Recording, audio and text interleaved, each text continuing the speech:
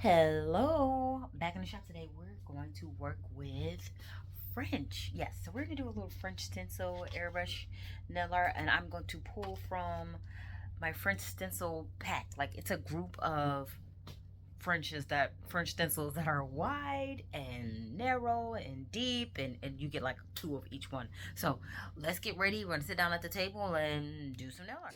Okay, so let's get started. This is what we do first. I use gel colors. Of course, I'm using this color from Sean Legend.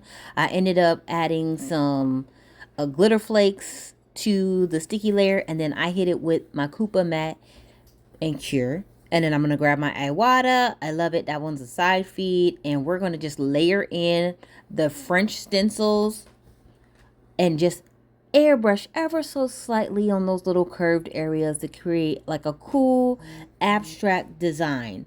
I mean, sometimes simple is better.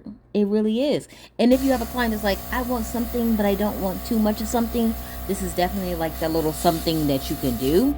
So I did a few different ways, just kept turning the French stencil because you can use it any way you want. And then after that, I hit it with a little gel base coat. I cured that, then do a tack-free top coat because I like my things shiny. I feel like it came out really good. So definitely let me know in the comments if you're going to try this look. And I'll put all the details below. Really cool. So this is definitely a super cool look that you can do. Really easy, really simple with, of course, the French airbrush nail stencils.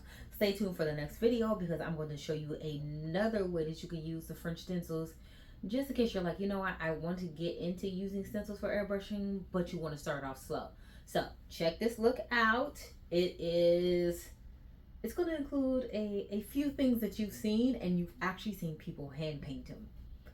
We're not hand painting over here at all. Stay tuned for the next one.